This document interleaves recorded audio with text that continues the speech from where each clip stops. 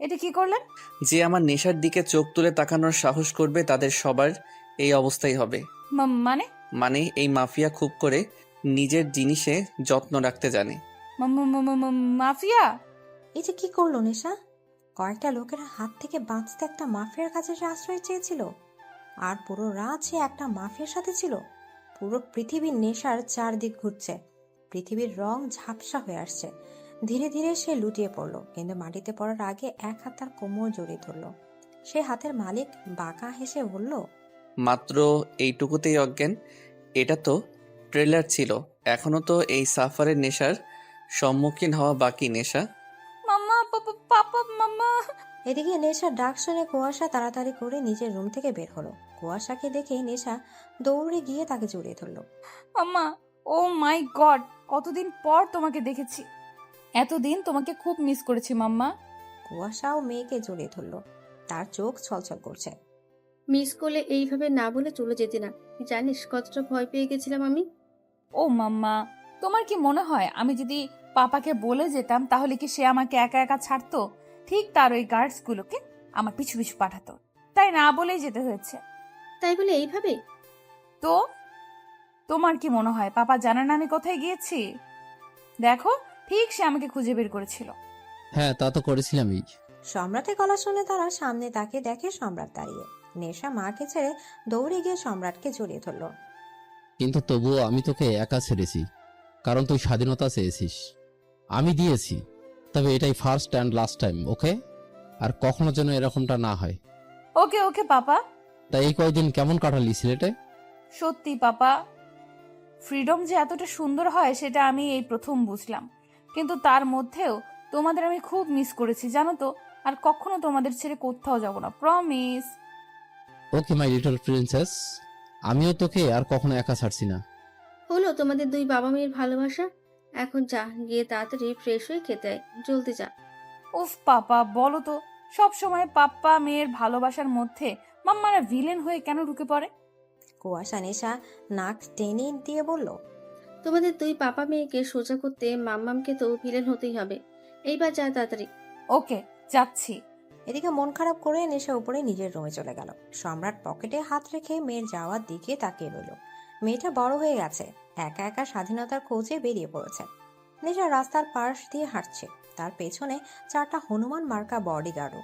নেশা তাদের দেখে রাগ মাথায় চড়ছে, ইচ্ছে হচ্ছে এখান থেকে দৌড়ে পালাতে, কিন্তু দৌড়েও তো কোনো লাভ নেই। এই হনুমানরাও তার পেছন পেছন দৌড় লাগাবে। উফ, অসহ্য। আরে আইডিয়া, ইয়েস! এখন যদি নেশা দৌড়ে তার পিছু পিছু এরাও দৌড়াবে। এই দৃশ্য পাবলিক দেখলে ভাববে দিন তাহারে এরা মেয়ের পেছনে লেগেছে। তখন এক একটা পাবলিকের এক একটা কেলানিতে হনুমান থেকে বাদর হতে জাস্ট 2 মিনিট লাগবে। এই হনুমানদের একটা শিক্ষা হয়ে যাবে। Wow Nesha, wow, you are the great. কে বলে তুই ইডিয়েট? কত বুদ্ধি তোর মাথায়। নেশা নিজেই নিজেকে বাহবা দিল এই প্ল্যানের জন্য। সে একবার এদিক ওদিক দেখে দিল একদম। আরে ম্যাডাম, কই যান? দাঁড়ান, কোথায় যাচ্ছেন ম্যাডাম? বলেই তার বডিগার্ডরাও তার পেছন পেছন দৌড়। নেশা দৌড়াতে দৌড়াতে কারোর সাথে ধাক্কা খেয়ে রাস্তায় পড়ে যায়। ও মাই গড, আমার কোমর! কোন দানবের বাচ্চা এভাবে ধাক্কা! এটা বলতে গিয়ে চোখ তুলে তাকিয়ে নেশা মুখ এক হাত হা হয়ে যায়।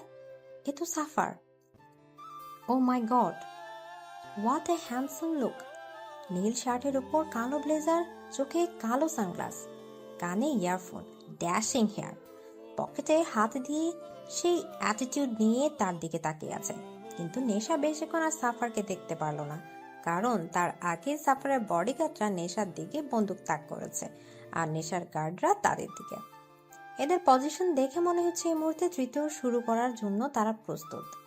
নেশা তাদের দেখে তাড়াতাড়ি উঠেই তার গার্ডসদের গান নামাতে বলল। সাফারও হাতের ইশারা তার গার্ডসদের সরে যেতে বলল। গার্ডসরা গান নামিয়ে সাফারের পেছনে গিয়ে দাঁড়ালো। নেশা সাফারকে কিছু বলতে যাবে তার আগে সাফার নেশাকে নাচেনা ভান করে পাশে থাকা অফিসের দিকে যেতে লাগলো। নেশা হা করে তার যাওয়ার দিকে তাকিয়ে রইল। তাকে ইগনোর করলো, নেশা খানকে ইগনোর করলো। এত বড় অপমান! ইচ্ছে হচ্ছে এখনই গলাটা টিপতেই। হাত গলা টেপার মতো করে বাড়িয়ে আবার নিচে নামিয়ে নিল। দূর, এত বড় একটা দানবের গলাও কি করে টিপবে? কত কত ছোট একটা লিটল প্রিন্সেস। এসবই ভাবছিল কি তখনই নেশার মনে পড়ে সেদিন রাতে সাফার তার জন্য অনেকগুলো খরচ করেছিল, আর সেগুলো সব শোধ করে দিতে চেয়েছিল নেশা। নেশা আবার দৌড়ে সাফারের দিকে যেতে লাগলো। এই যে শুনছেন, হ্যালো, এই মিস্টার শুনছেন? কিন্তু সাফা নেশার ডাক না শুনে অফিসের ভেতর ঢুকে গেল, আর সাফারের গার্ডসরা নেশা ওখানে আটকে রাখলো। রাগে দুঃখে নেশা আবার পিছিয়ে গেল। এত তাড়াতাড়ি একটা মানুষ কি করে একটা মানুষকে ভুলে যেতে পারে? তার উপর এভাবে ইগনোর করলো। সেদিন খুব বলেছিল আমার নেশার দিকে তো চোখ তুলে তাকাবে, তাদের সবার একই অবস্থা হবে। আর আজকে ভুলে গেল। নেশার চোখের জল চলে গেল। সে চোখের জলটা মুছে হাঁটাতে লাগলো। হাঁটতে হাঁটতে আবার থেমে গেল। আচ্ছা, সে হাঁটছে কেন? পেছনে ফিরে গার্ডসের দিকে রাগী লুক করে নিক্ষেপ করলো আর বলল, আমরা হাঁটছি কেন? জি ম্যাডাম, ভার্সিটি থেকে ফেরার সময় আমাদের গাড়ি নষ্ট হয়ে যায়, আর আপনিও জেদ ধরেন হেঁটে হেঁটে বাড়ি ফেরার জন্য। তো আমি যা বলবো তোমরা কি তাই করবে? আমার কথা শোনার জন্য পাপা তোমাদের কাজে রেখেছে। সব সময় শুধু পিছু পিছু ঘুরে বেড়াও। মেয়েদের পিছু পিছু ঘুরতে খুব ভালো লাগে, তাই না? জি মানে, না ম্যাডাম। Shut up! এক্ষুনি ড্রাইভারকে ফোন করো আর গাড়ি নিয়ে আসতে বলো। Hurry up! Okay madam. নেশা বুকে হাত ভাঁজ করে অন্যদিকে তাকিয়ে মুখ চেপে হাসছে। আছে খুব করে এই হনুমানদের জব্দ করতে পেরেছে। আর তো লাফানোর ইচ্ছা হচ্ছে। হি হি হি।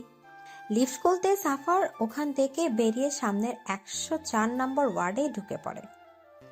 আর তার গার্ডরা তার পিছু পিছু এসে দরজার সামনে দিকে দাঁড়িয়ে পড়ে।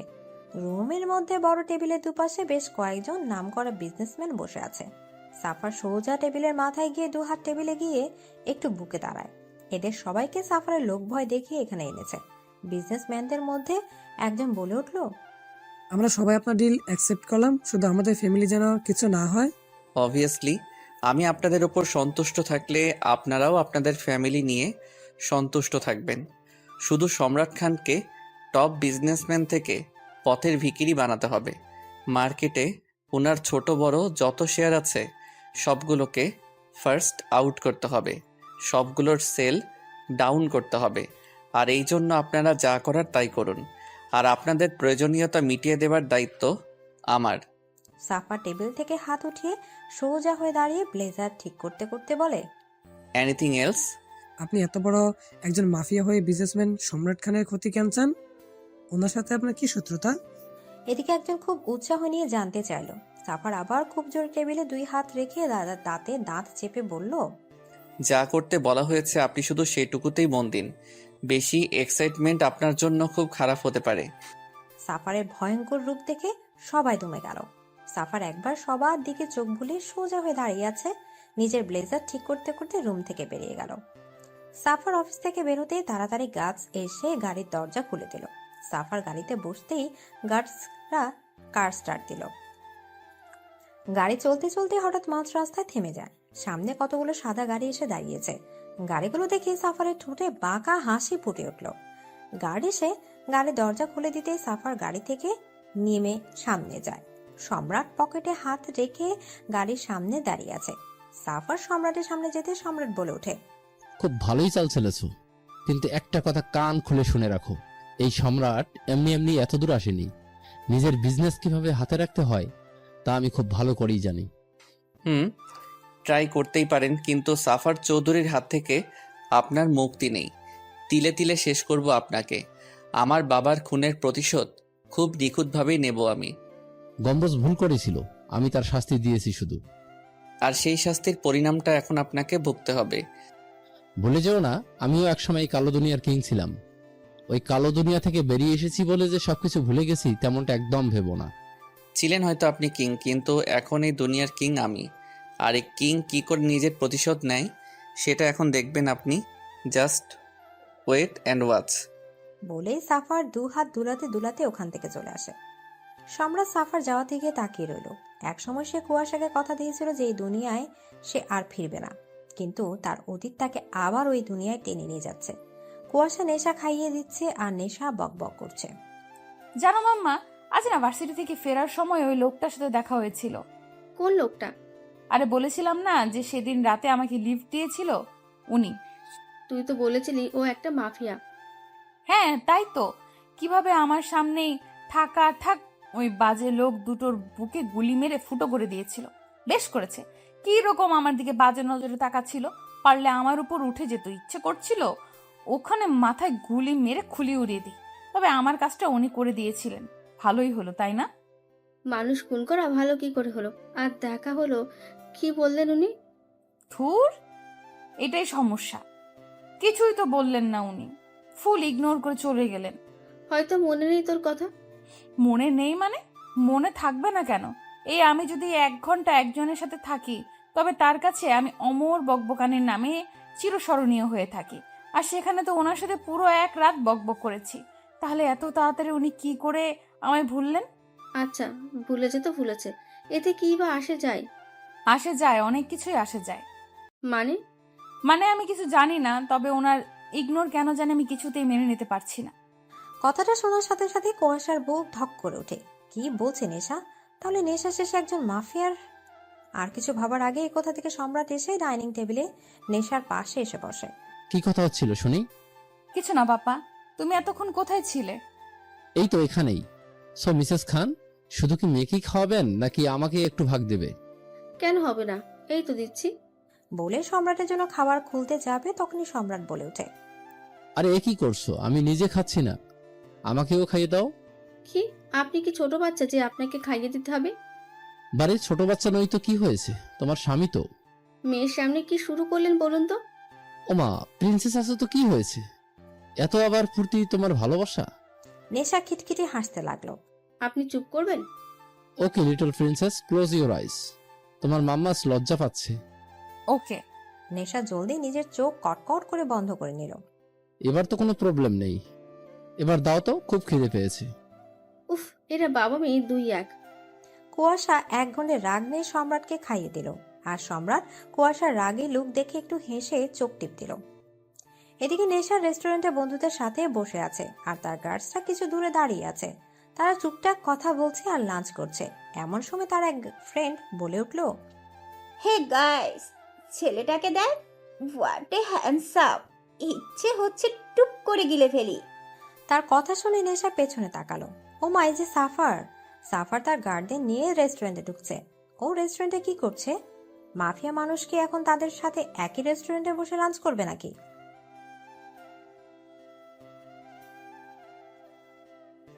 এদিকে নেশা তার বন্ধুদের কথা শুনে চট করে তাদের দিকে তাকালো।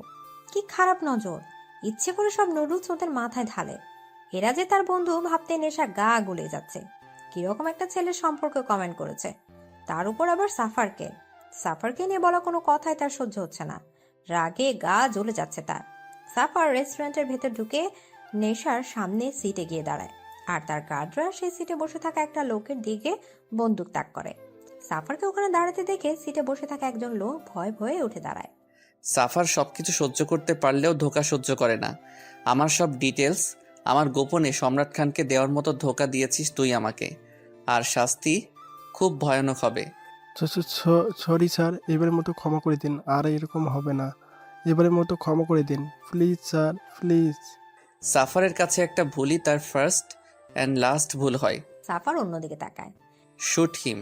এদিকে কথাটা বলার সাথে সাথে গার্ডরা ওই লোকের শরীর গুলিতে ছাতরা করে দেয়। ইতিমধ্যে রেস্টুরেন্টের সবাই পালাই পালাই করছে। সেখানে 2টি পুলিশও ছিল। সাফারকে দেখে তারা ভয় পিছিয়ে যায়। নেশা থ মেরে দাঁড়িয়ে আছে, সবকিছু মাথার উপর দিয়ে যাচ্ছে। সাফারের কথা তো তার কানেই আসেনি, কিন্তু সাফারের রাগী লোক দেখে সে বুঝেছে হয়তো কোনো বড় ভুল করেছে এই লোকটা। গার্ডরা এসে নেশাকে ঘিরে রেস্টুরেন্ট থেকে বের করতে এলে নেশা চট করে বলে ওঠে, আমি ওয়াশরুমে যাব। পরে যান ম্যাডাম, এখন এখান থেকে চলে যান। আমি এক্ষুনি যাব। Madam please. বললাম তো আমি এক্ষুনি যাব, মানে এক্ষুনি যাব। এদিকে গাছরা উপায় না পেয়ে নেশাকে রেস্টুরেন্টের ভেতর নিয়ে যায়। নেশা লেডিস টয়লেটে ঢুকে পড়ে, আর গাছরা দরজার বাইরে দাঁড়িয়ে থাকে। নেশা তাড়াতাড়ি নিজের গলার স্কার্ফ দিয়ে হিজাব পাতে, আর নিজের জ্যাকেট খুলে উল্টো করে পড়ে। জ্যাকেটের উপর কালো হলেও ভেতরে রং ধূসর। তারপর নিজেকে একদম ফিট করে নেশা বেরিয়ে আসে। প্রথমে গার্ডসদের দেখে নেশা থমকে যায়, কিন্তু গার্ডরা তাকে চিনতে না পারে লাফ দিয়ে নাচতে নাচতে ওখান থেকে চলে আসে। বাইরে এসে দেখে সাফার গাড়িতে চড়ে চলে যাচ্ছে। তা দেখে নেশা দৌড়ে গাড়ির পিছু করতে লাগে। হ্যালো হ্যালো মিস্টার, শুনছেন? গাড়ি থামান। এই যে মিস্টার। থুর, নেশা তুই এত ইডিয়েট কেন? পুরো 1 রাত ওনার সাথে জার্নি করলি, অথচ এখন পর্যন্ত ওনার নামটা পর্যন্ত জানিস না। উফ। হ্যালো, গাড়ি থামান। হ্যালো ব্ল্যাক কার। কিন্তু কে শুনে কার কথা? গাড়ি তার মন মতো চলছে, আর নেশা তার পিছু পিছু দৌড়াচ্ছে। দৌড়াতে দৌড়াতে নেশার স্কার্ফ খুলে যায়। দুপুরে কড়া রোদ তার মাথায় এসে পড়েছে। হাঁপিয়ে উঠে নেশা তার এক সময় থেমে যায়। হাঁটুতে হাত দিয়ে জোরে জোরে নিঃশ্বাস নিতে লাগে। সাফার জানালায় হাত রাখতে গিয়ে সামনে জানালায় থাকা আয়নার দিকে পেছনে নেশা হাঁফাচ্ছে। সাফার তাড়াতাড়ি গাড়ি থামায়। গাড়ি থামতে সাফের গাড়ি থেকে নেমে পড়ে। সাফারকে গাড়ি থেকে নামতে দেখে নেশার ঠোঁটের কোণে হাসির লেখা ফুটে ওঠে, কিন্তু বেশিক্ষণ নিজেকে ধরে রাখতে পারে না। এর আগে কখনোই সে এতটা দৌড়ায়নি। তার উপর এই কড়া রোদ আর সহ্য হলো না। মাথা ঘুরে ওখানেই পড়ে গেল। যখন জ্ঞান ফিরল তখন নেশা নিজেকে বেডের ওপর আবিষ্কার করে। ভালো করে চারদিক তাকিয়ে দেখে ও একটা বিশাল বড় বেডরুমে শুয়ে আছে, আর তার বেডের পাশে একটু দূরে থাই গ্লাস ভেদ করে একজন রাতের শহর দেখতে ব্যস্ত। নেশা মাথায় হাত দিয়ে উঠে বসে। ও কোথায়? এটা কি করে এলো এখানে? এটা তো ওর রুম নয়। তাহলে এটা কার রুম? কোথায় ও? পরক্ষণে তার মনে পড়ে সে সাফারের গাড়ির পিছু করেছিল। তারপরে আর কিছু মনে নেই। নেশা পাশে দাঁড়িয়ে থাকা লোকটাকে পেছন থেকে ভালো করে দেখে বুঝতে পারে ওটা সাফার। সাফার এখানে কি করছে? নেশা তাড়াতাড়ি উঠে সাফারের কাছে যায়। আমি এখানে কি করে এলাম, আর আপনি এখানে কি করছেন? নেশার গলা শুনে সাফার তার দিকে ঘুরে তাকায়। আমার বাড়ি, আমার রুম, আমি থাকবো না তো আর কে থাকবে? এটা আপনার বাড়ি? ও মাই গড, রাত হয়ে গেছে আর আমি এখানে। এতক্ষণে বাড়িতে নিশ্চয়ই মাম্মা পাপা টেনশন করছে আমার জন্য, কিন্তু আমি এখানে এলাম কি করে? নিশ্চয়ই উড়ে আসুনি। আপনি এনেছেন? কেন, অন্য কারোর আনার কথা ছিল? আর ওইভাবে পাগলের মতো আমার গাড়ির পেছনে দৌড়াচ্ছিলে কেন? আরে সেদিন রাতে তো আপনি আমার জন্য অনেক খরচ করেছিলেন, সেগুলোর ঋণ তো শোধ করা বাকি ছিল, সেই জন্যই তো। আচ্ছা, তুমি আমার ঋণ শোধ করতে চাও? তাড়াতাড়ি বলে দিন আমার কত হয়েছে, আমি শোধ করে দেই। আমায় আবার বাড়িও ফিরতে হবে। সাফার বাঁকা হেসে নেশার দিকে এগিয়ে গিয়ে বলে, তোমার যা ঋণ হয়েছে সেটা শোধ করার সাধ্য তোমার নেই। অনেক বড় ঋণ, সেটা চুকাতে চুকাতে সারা জীবন লেগে যাবে তোমার। মানে কি? শুধু কিছু খাবারে তো খেয়েছিলাম। সত্যি তুমি ইডিয়েট। বলে চলে যাচ্ছিল তখনই নেশা বলে, আমি বাড়ি যাব। বাড়ি যাওয়ার নাম ভুলে যাও, এখন থেকে তোমায় এখানেই থাকতে হবে। বলেই হাঁটা ধরলো। মানে কি এখানে থাকবো মানে? আমার কি বাড়িঘর নাই? আমি বাড়ি যাব, আর যাব মানে যাব, এক্ষুনি যাব, এই মুহূর্তে যাব, আর আপনি আমায় বাড়ি পৌঁছে দিবেন। এদিকে নেশার জেদ দেখে সাফার রেগে গিয়ে ঘুরে নেশার কাছে এসে কোটের নিচে থাকা বন্দুক হাতে নিয়ে সোজা নেশার কপালের মাঝখানে তাক করে। নেশা বড় বড় চোখ করে সাফারের দিকে তাকায়। সাফা নেশার দিকে বন্দুক তাক করে তার দিকে এগোতে লাগে। নেশা পেছতে পেছতে থাই গ্লাসের সাথে লেগে যায়। সাফার নেশার একদম কাছে গিয়ে বন্দুক কপাল থেকে সাইড করে নিচে নামাতে নামাতে বলে, বেশি কথা বলা আমি একদম পছন্দ করি না। আমি যখন বলেছি তুমি এখানে থাকবে মানে এখানে থাকবে। Got it? যদি পালানোর চেষ্টাও করেছো তো এর ফল অনেক খারাপ হবে তোমার জন্য। নেশা চট করে তার গালে ধরে থাকা বন্দুক ধরে ফেলে। সাফারের হাত থেকে বন্দুক নিয়ে পাশে গিয়ে সাফারের দিকে বন্দুক তাক করে বলে, অতটা ইডিয়েট ভাববেন না আমাকে। নিজের প্রোটেকশন নিজে করতে পারি। যার আগে পিছে 4টা হনুমান ইয়া বড় বড় গান নিয়ে ঘুরে বেড়ায়, তাকে আপনি এই ছোট্ট খেলনা দিয়ে কি ভয় দেখাবেন? এদিকে বলেই নেশা হাতে থাকা বন্দুক দিয়ে শুট করলো। না না, সাফারকে নয়, পাশের থাই গ্লাসে। গ্লাস আঘাত পেয়ে ঝনঝন করে ভেঙে পড়তে লাগলো। সাফার খুব স্বাভাবিকভাবে এই দৃশ্য দেখছে, যেন সেটাই আশা করেছিল। এখান থেকে পালানো আমার জাস্ট 2 মিনিটের ব্যাপার। এদিকে সাফার পকেটে হাত রেখে নেশার দিকে এগোতে লাগলো। সাফারকে এগোতে দেখে নেশা তার দিকে গান তাক করে আমতা আমতা করে পেছনে যেতে লাগলো। আপনি এইভাবে এগোচ্ছেন কেন? দেখুন আমি কিন্তু আপনাকে ভয় পাই না, তাই এইভাবে এগোনো বন্ধ করুন। কি হলো, আমার কথা শুনতে পাচ্ছেন না? আমি কিন্তু শুট করব, একদম এগোবেন না আর। নেশা পেছতে পেছতে একদম কিনারায় চলে যায়। থাই গ্লাস ভাঙা। সে পেছতে পেছতে তার পা কিনারায় গিয়ে ফসকে যায়। নেশা পড়তে যাবে তার আগে সাফার এক হাত তার অন্য হাত ধরে ফেলে। নেশা কটকট করে চোখ বন্ধ করে নেয়। হাত থেকে গানটা পড়ে যায়। প্লিজ প্লিজ ছাড়বেন না, প্লিজ ছাড়বেন না। Oh god, please save me, please please ছাড়বেন না প্লিজ। আমি ঠিকই ভেবেছিলাম you are a too much idiot. Gun তোমার হাতে ছিল আর তুমি আমাকে শুট না করে থাই গ্লাসে করলে এখান থেকে পালানোর জন্য। ওকে, তো আমি তোমাকে হেল্পই তো করছি, এদিক দিয়ে তো পালাতে চাইছিলে তাই না? তো পালাও দেখি কতটা ব্রেভ তুমি। বলে হাতে একটু ছাড় দিল। নেশার সঙ্গে সঙ্গে আরেক হাতে সাফারের হাত চেপে ধরলো। নো নো, ছাড়বেন না, ধরে থাকুন। আমি তো জাস্ট ঢপ মারছিলাম, আপনি আমার কথায় মাইন্ড নিচ্ছেন কেন? আমি তো ছোট বাচ্চা একটা, এত উঁচু থেকে পড়লে আমার শরীরের হাড্ডিও খুঁজে পাওয়া যাবে না। প্লিজ, আমি এই বয়সে মরতে চাই না। প্লিজ আমাকে ধরে থাকুন, আমার হাত ছাড়বেন না। প্লিজ ধরে থাকুন। নেশার কথা শুনে যে কি জানি হলো, সে এক ধ্যানে নেশার দিকে তাকিয়ে থাকতে থাকতে বলল, ছাড়বো না, কখনো এই হাত ছাড়বো না, সারা জীবন আঁকড়ে ধরে থাকবো। সাফারের কথায় নেশা স্তব্ধ হয়ে গেল। সাফারের কথাটা যেন একদম তার বুকে বিঁধে গেল। নেশা সাফারের চোখের দিকে তাকালো। এই চোখ যেন হাজারো নেশা, বেশিক্ষণ তাকিয়ে থাকলে যে কেউ মাতাল হয়ে যাবে। এখন যেমন নেশা হচ্ছে, সাফার ধীরে ধীরে নেশাকে নিজের দিকে টানতে লাগলো। নেশাকে সোজা করে দাঁড় করালো। নেশা একদম তার কাছে এসে তার চোখে চোখ রেখে দাঁড়িয়ে আছে। এরপর এখান থেকে পালাতে চাইলে হাত ধরে থাকবো না, সাথে সাথে ছেড়ে দেব। পারবেন না, তার আগে আমি ধরে ফেলবো। নেশা সাফারের চোখে চোখ রেখে এক ঘোরের মধ্যে কথাটা বলল। সাফার চট করে নেশার চোখ থেকে চোখ সরিয়ে নিল। নেশার হাত ছেড়ে চলে যাওয়ার জন্য পা বাড়াতে নেশা বলে ওঠে, আমরা এখন কোথায় আছি? সময় হলে জানতে পারবে। এদিকে বলেই চলে যাওয়ার জন্য পা বাড়ালো, সাথে সাথে নেশা আবার ডাক দিল, অ্যাটলিস্ট আপনার নামটা তো বলে যান। সেদিন পুরো একটা রাত একসাথে থাকার পরেও এখন পর্যন্ত আপনার নাম জানি না। এদিকে সাফার আবার নেশার দিকে ঘুরে একদম নেশার কাছে গিয়ে কানের কাছে একটু ঝুঁকে ফিসফিসিয়ে বলল, এইভাবে বলো না, কেউ শুনলে অন্য কিছু ভাববে। বলে বাঁকা হেসে নেশার দিকে তাকিয়ে চলে গেল। নেশার কথাটা বুঝতে প্রায় কিছুক্ষণ লাগলো। যখন বুঝলো তখন নেশার চোখ এক হাত বড় হলো। দাঁতে কিরিমির করে বলল, বাজে লোক কোথাকার। কিন্তু যতই বাজে হোক না কেন, সাফারের প্রতি নেশার একটা সফট কর্নার তো রয়ে গেছে। মা বাবা থেকে দূরে থাকার কষ্ট হচ্ছে, কিন্তু মনের এক কোণে সাফারের সাথে থাকার ভালো লাগাটাও আছে। সেটা কিডন্যাপ হয়েই হোক আর যাই হোক না কেন, কিন্তু কথা হলো একটা, সাফার কি তাকে কিডন্যাপ করলো? কিন্তু কেন? আচ্ছা, সাফার গিয়ে তাকে কিডন্যাপ করলো নাকি সে নিজে সে কিডন্যাপ হলো? কিছুই বুঝতে পারছে না নেশা। সাফার কেন তাকে কিডন্যাপ করবে? সাফার কিছুক্ষণ পর আবার রুমে এলো খাবার নিয়ে। নেশা বেড়ে বসেছিল, নেশার সামনে খাবার রেখে বলল, খেয়ে নাও। এদিকে নেশা একবার খাবারের দিকে তাকিয়ে আবার চোখ ফিরে নিয়ে বলল, খাবো না। যদিও খিদে পেয়েছে তবু কিডন্যাপ বলে কথা, একটু তো দর দিতেই হয়। বেশি ন্যাকামো না করে চুপচাপ খেয়ে নাও। বললাম তো খাবো না। সাফার এবার একরাশ বিরক্তি নিয়ে নেশার পাশে বসে প্লেট হাতে নিয়ে নেশার দিকে হাত বাড়িয়ে বলল। হা করো। নেশা অবাক হয়ে সাফারের দিকে তাকালো। কি হলো, হা করতে বলেছি? এদিকে নেশা সাফারের দিকে তাকিয়ে হা হয়ে আছে। সাফার তাকে খাওয়াতে লাগলো। নেশার মনে হচ্ছে সে যেন স্বপ্ন দেখছে।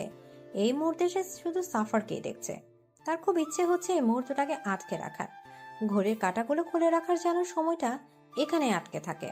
সাফার তাকে সারা জীবন এভাবে খাওয়াতে থাকে, কিন্তু সারাদিন এভাবে খেলে তো সে মোটা হয়ে যাবে। আর মোটা হয়ে গেলে যদি সাফার আর তাকে খাইয়ে না দেয় তখন? না বাবা, সারা জীবন খাওয়ানোর কোনো দরকার নেই। নেশার খাবেই না। আর খাবো না। কেন? পেট ভরে গেছে। এই খাবারটা পুরোটা শেষ করতে হবে তোমায়। বললাম তো আর খেতে পারবো না। আর একটু খেলে পেট পুরো ফুটো হয়ে যাবে।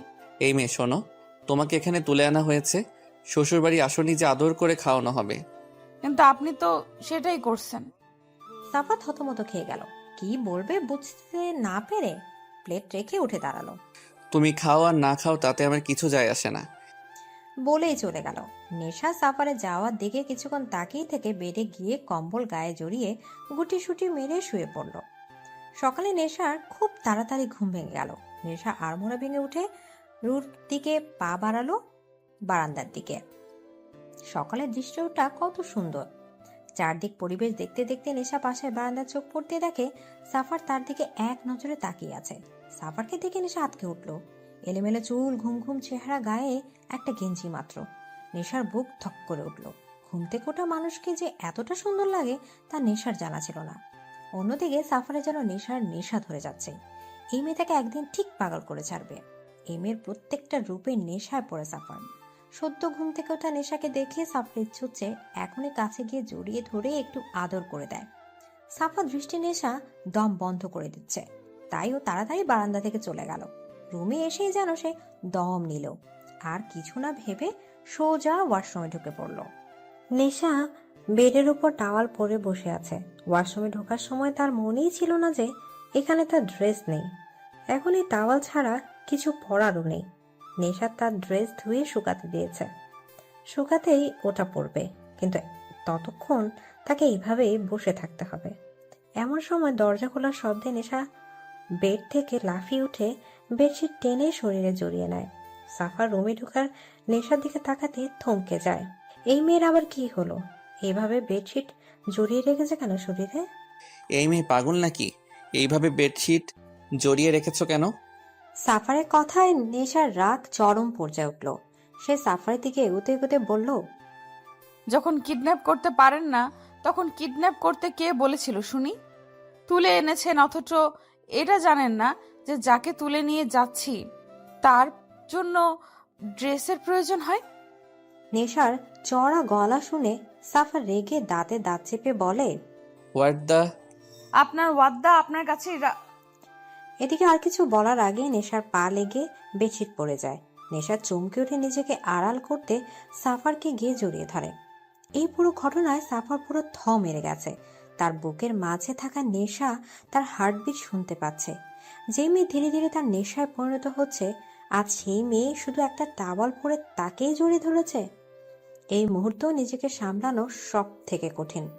সাফার যেন ভেতর থেকে এলোমেলো হয়ে যাচ্ছে। সাফার কোনো মতো নিজেকে সামলে বলল, ইডিয়েট, আমাকে জড়িয়ে না ধরে চুপচাপ ওয়াশরুমে গিয়ে বসে থাকো। আর যতক্ষণ পর্যন্ত আমি না ডাকবো ততক্ষণ ওয়াশরুম থেকে বেরোবে না। নেশা সাফারের বুক থেকে মাথা উঠিয়ে বলে, কেন? ওয়াশরুমে কেন? এদিকে নেশার কথা শুনে সাফার নেশার কোমর জড়িয়ে ধরে তাকে নিজের আরো কাছে টেনে এলো, বলল, কারণ আমি চাই না তোমাকে এইভাবে আমি ছাড়া অন্য কেউ দেখুক। সাফারের কথায় যেন এক নেশা আছে, আর সেই নেশায় নেশা ডুবে যাচ্ছে। সাফারের নেশাগ্রস্ত চোখগুলো থেকে যেন নেশার চোখ সরানো দায় হয়ে পড়েছে। নেশা সাফারের চোখে চোখ রেখে মৃদুস্বরে বলল, ছাড়ুন আমাকে। সাফার এখনো তার দিকে একইভাবে তাকিয়ে আছে। তা দেখে নেশা আবার বলল, কি হলো? বললাম তো ছাড়ুন। এবার সাফার নেশার দিকে একটু ঝুঁকে ফিসফিসিয়ে বলল, কিডন্যাপ হয়েছো বলে কি এখন পাগল হয়ে গেলে? সাফারের কথা শুনে নেশা ভ্রু কুঁচকে তাকালো। তারপর সাফারের চোখ থেকে চোখ সরিয়ে নিজের হাতের দিকে তাকিয়ে নিজেই লজ্জা পড়ে গেল। সে নিজে সাফারের বুকের শার্ট খামচে ধরে রেখেছে। তাড়াতাড়ি সাফারকে ছেড়ে দূরে গিয়ে দাঁড়ালো। সাফার নেশার দিকে তাকিয়ে একটু বাঁকা হেসে রুম থেকে চলে গেল। আর নেশা তাড়াতাড়ি ওয়াশরুমে ঢুকে পড়ল।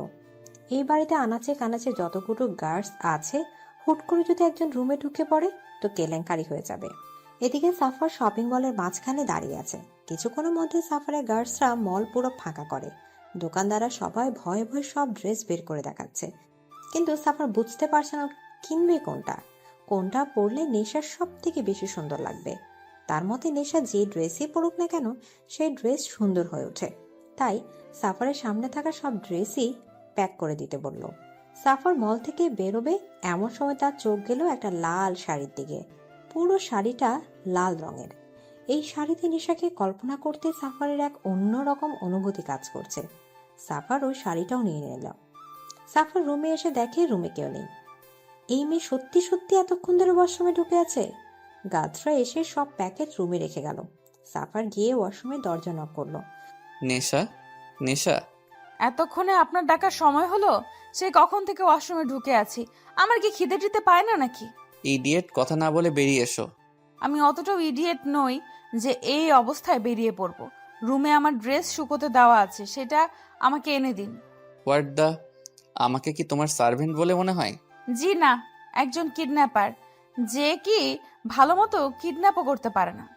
শাট আপ। No, shut up. আপনি রুম থেকে বেরোন, আমি আমার ড্রেস নেব। তুমি আমার রুম থেকে আমাকে বেরোতে বলছো? আপনি আমাকে ইডিয়েট বলেন, এখন তো দেখছি আপনি নিজেই একটা ইডিয়েট। এটা আপনার নয়, আমার রুম, ওকে? ইডিয়েট, এই পুরো বাড়ি আমার।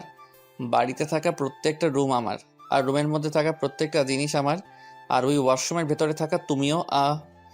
বলতে গিয়েও থেমে গেল সাফার। তারপর কিছু একটা ভেবে বলল, আমি বেরিয়ে যাচ্ছি, তাড়াতাড়ি চেঞ্জ করে খেয়ে নিও।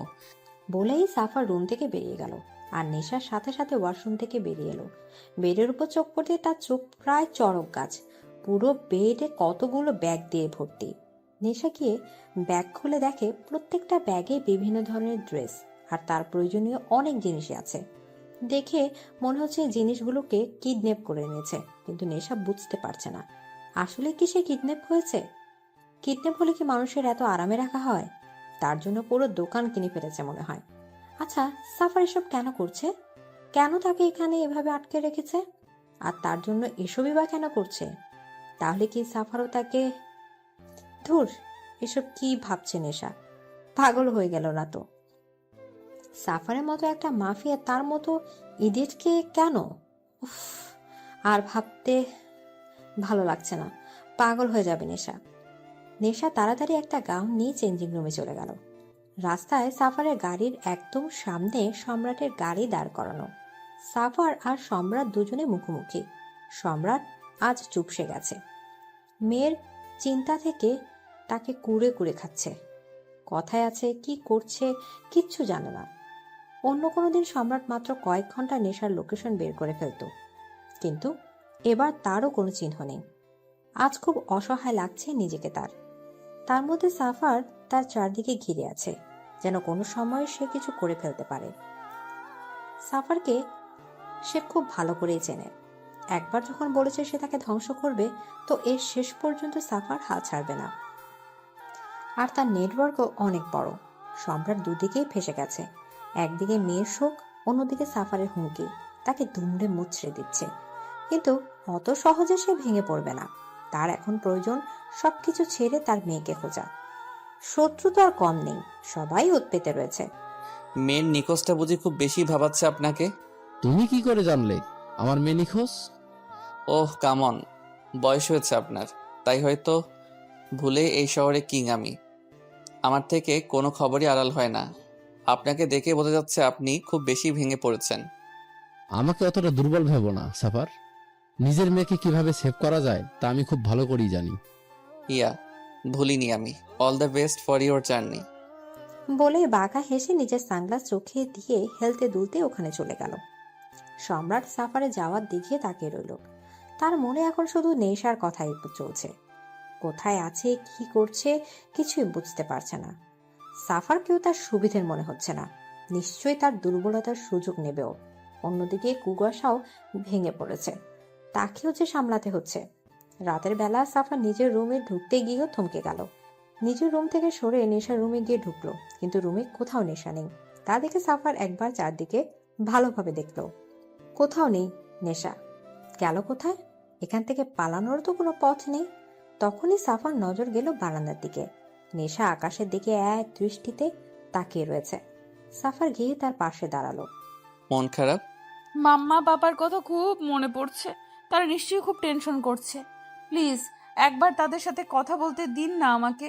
তাদের কথা খুব মনে পড়ছে আমার। ছলছল চোখে সাফারের দিকে তাকিয়ে নেশার এই দৃষ্টিতে যেন সাফারের এক বুক মুচড়ে উঠল। যে মেয়ে সারাক্ষণ বকবক করে, তার চোখে আছে জল। তার সাফারের জন্য এ যেন সহ্য হচ্ছে না। সাফারে কিছু না বলে ওখান থেকে চলে গেল। নেশা একটা দীর্ঘশ্বাস ফেলে চোখের জলটা মুছে নিল। এদিকে কিছুক্ষণ পর সাফার রুমে ঢুকে ভীষণ খেল। এটা সে কি দেখছে? কিছুক্ষণ আগে যে মেয়ে কাঁদছিল, এখন সে মেয়ে হাসতে হাসতে গড়াগড়ি খাচ্ছে। এটা কিভাবে পসিবল? নেশা এমন ভাবে হাসছে যেন এক্ষুনি তার পেট ফেটে যাবে। নেশা বেডের উপর বসে বসে টিভিতে কার্টুন দেখছে আর হেসে হেসে গড়াগড়ি খাচ্ছে।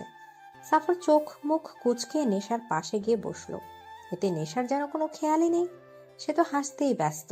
নেশা হাসতে হাসতে সাফারের শরীরে হুমড়ি খেয়ে পড়ছে। তা দেখে সাফার রাগী গলায় বলল, এই স্টপ ইট, ডোন্ট মুভ। এদিকে সাফারের গর্জন শুনে নেশা চমকে উঠে মুখে আঙুল দিয়ে চুপ করে বসলো। এইভাবে কেউ হাসে? এত বড় হয়ে গিয়েছো, এখন বাচ্চাদের মতো কার্টুন দেখছো তুমি? এই আপনি আমাকে সবসময় এভাবে বকেন কেন বলুন তো? আমার কার্টুন দেখতে ভালো লাগে তাই দেখি। আপনার কি? শাট আপ, আর এই খাবারটা খেয়ে নাও। খাবো না। খাবে না মানে? খিদে নেই তাই খাবো না। ওকে, না খেয়েও। আমি ভেবেছিলাম ডিনার করার পর এই চকলেটটা আমি তোমাকে দেব, কিন্তু এখন যখন তুমি ডিনার করবে তো চকলেটটা না হয় আমি অন্য কাউকে দিয়ে দেব। বলেই উঠতে যাবে, তার আগেই নেশা সাফারের হাত চেপে ধরে। এত রাগ করছেন কেন? খাচ্ছি তো, এমনিও আমার খুব খিদে পেয়েছে। ওহ গুড গার্ল। বলে নেশাকে খাইয়ে দিতে লাগলো।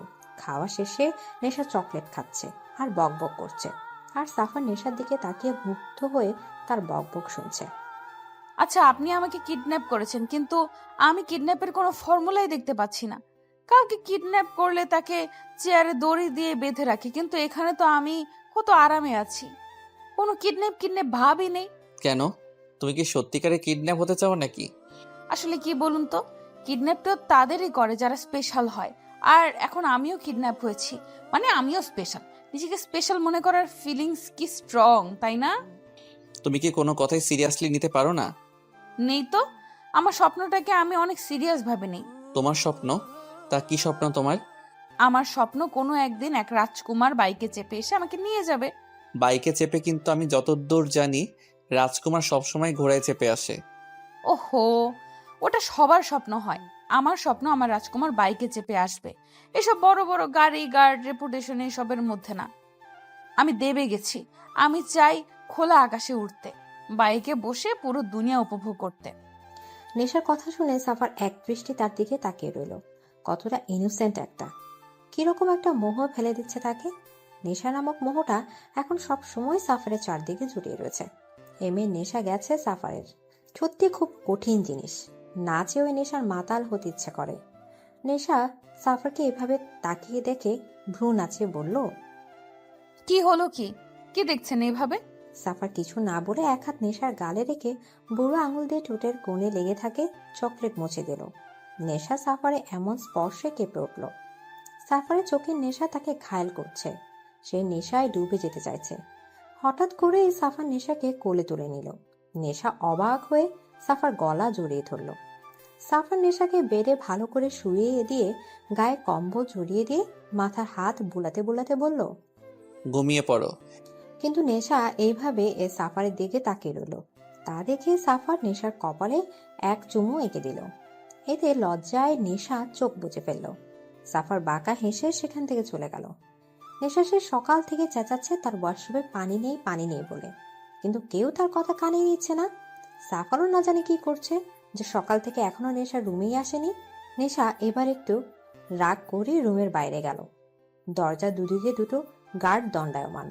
তাদের দেখে নেশা চেঁচিয়ে বলতে লাগলো, আপনার মালিকের কি কালো টাকার অভাব পড়েছে যে এখন কলের মধ্যে ঘরা রাখা দিয়েছে? কেন ম্যাডাম, কি হয়েছে? কি হয়েছে মানে? এতক্ষণ ধরে চেঁচাচ্ছি, শুনতে পাচ্ছেন না? Sorry madam, room sound proof.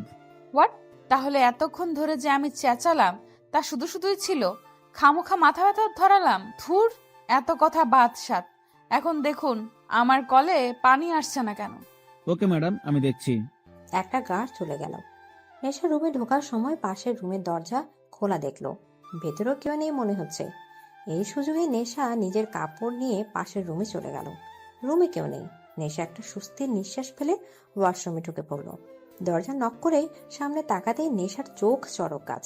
সামনে একজন দানব খালি গায়ে একটা প্যান্ট পরা অবস্থায় শাওয়ারে ভিজছে। সাফারে ভেজা খালি বুক দেখে নেশা স্তব্ধ। সাফারও কিছু অবাক হলো নেশাকে তার ওয়াশরুমে দেখে। ওয়াশরুমে ঢুকলে যে দরজায় লক করতে হয়, দরজা লক্ষ্য করে দিতে হয়, সেই ম্যানারও কি আপনার জানা নেই? জানি, কিন্তু ম্যানার ভুলে যাওয়ার ফল যে এতটা মধুর সেটা জানা ছিল না। মানে? এদিকে নেশা তাড়াতাড়ি বাইরে যাওয়ার জন্য দরজার লক খুলতে যাবে, তার আগে সাফার নেশার হাতে হ্যাঁচকা টান মেরে কোলে তুলে নিল। নেশা অবাক চোখে সাফারের দিকে তাকিয়ে রইল।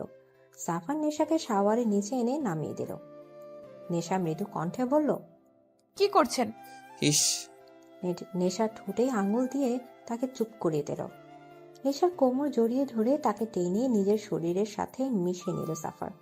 নেশার গালে ল্যাপটা থাকা ভেজা চুল গাল বেয়ে ছুঁয়ে পড়া মুষলধারার পানিগুলোর মাঝে সাফার ধীরে ধীরে ডুবছে।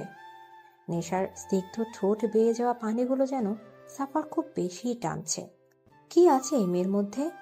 কত মেয়ে তো তার আগে পিছে ঘুরল, কত মেয়ে ওয়েস্টার্ন ড্রেস পরে তার আকর্ষণ পাওয়ার জন্য নুয়ে পড়েছিল, কিন্তু সাফার একবারের জন্য তাদের দিকে ফিরেও তাকায়নি।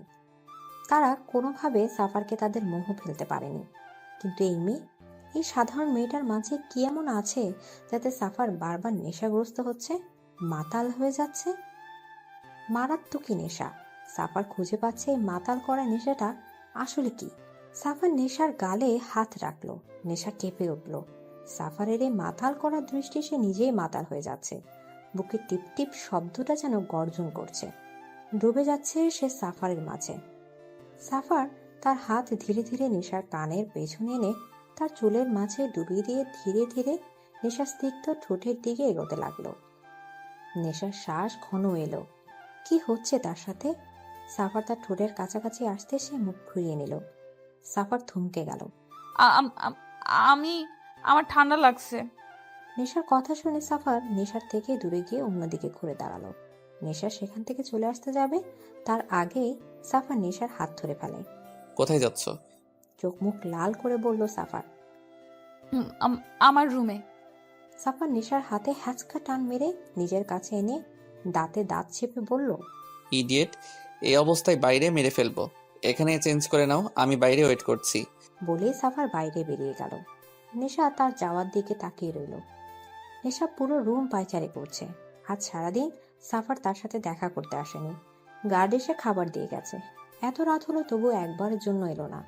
নেশা যেন সাফারকে দেখার জন্য পাগল হয়ে গেছে।